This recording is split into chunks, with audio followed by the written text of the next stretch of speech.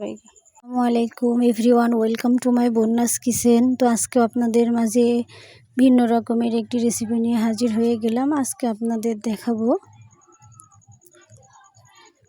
Roast recipe. তো এখানে আমরা 2টা মুরগি নিয়েছি, ভালো করে লেবু দিয়ে পরিষ্কার করে ধুয়ে নিয়েছি।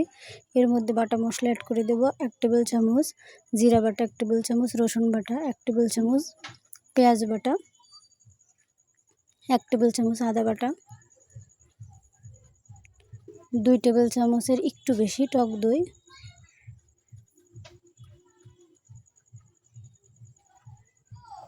4-5টা এলাচ ও কয়েক টুকরা দারুচিনি দিয়ে খুব ভালো করে আমরা মাখিয়ে রেখেছিলাম 6 ঘন্টা।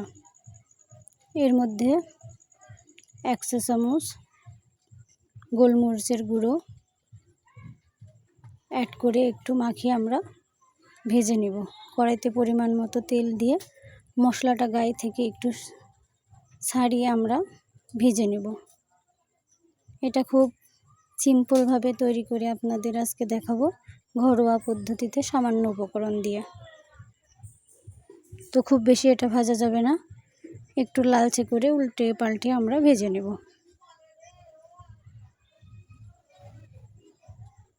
আমার ভিডিওটি ভালো লাগলে অবশ্যই আমার চ্যানেলটি সাবস্ক্রাইব করে বেল বাটনটি অন করে রাখবেন, তাহলে নতুন নতুন ভিডিও দেওয়ার সাথে সাথে আপনাদের সামনে পেয়ে যাবেন।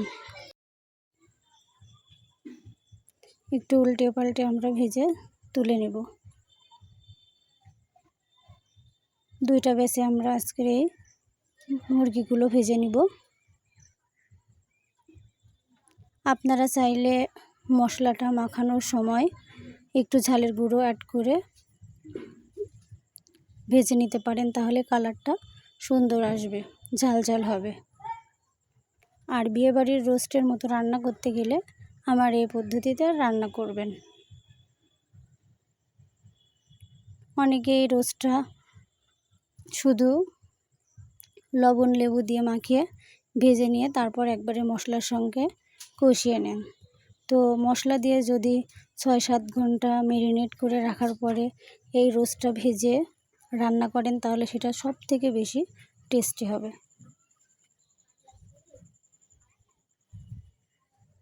ভাজা হয়ে গেছে, সামান্য পরিমাণ তেল বা ওইটুকু তেল দিয়েই আমরা যে বাকি মশলাটুকু গায়ে লেগেছিল সেই মশলাটুকু দিয়ে আমরা কষিয়ে নেব। এখানে এক্সট্রা করে কোনো মশলা ব্যবহার করার প্রয়োজন নেই। সামান্য একটু পানি দিয়ে আমরা মশলাটা কষিয়ে নেব।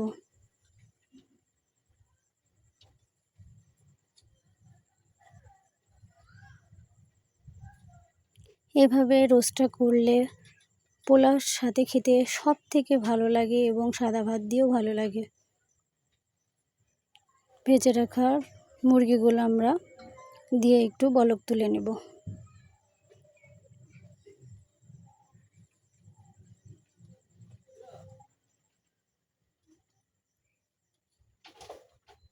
এখানে আমরা লিকুইড দুধ অ্যাড করব 1.5 কাপ পরিমাণ।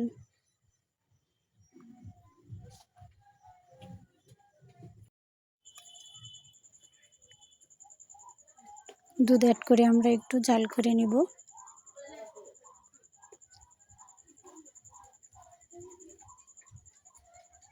বলক উঠে আসলে এখানে আমরা কয়েকটা কাঁচামরিচ দিয়ে দেব আপনাদের রোস্ট অনুযায়ী, এবং যে যেমন ঝাল পছন্দ করেন সেই অনুযায়ী এখানে আপনারা কাঁচামরিচটা অ্যাড করে নেবেন।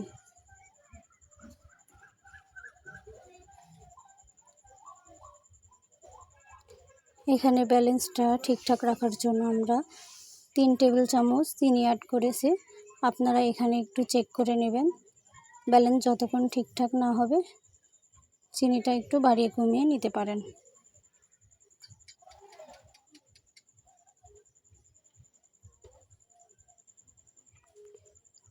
এ পর্যায়ে আমরা কিছু 1 টেবিল চামচ মতো লেবুর রস অ্যাড করব, এতে রোস্টটা খুবই টেস্ট আসবে।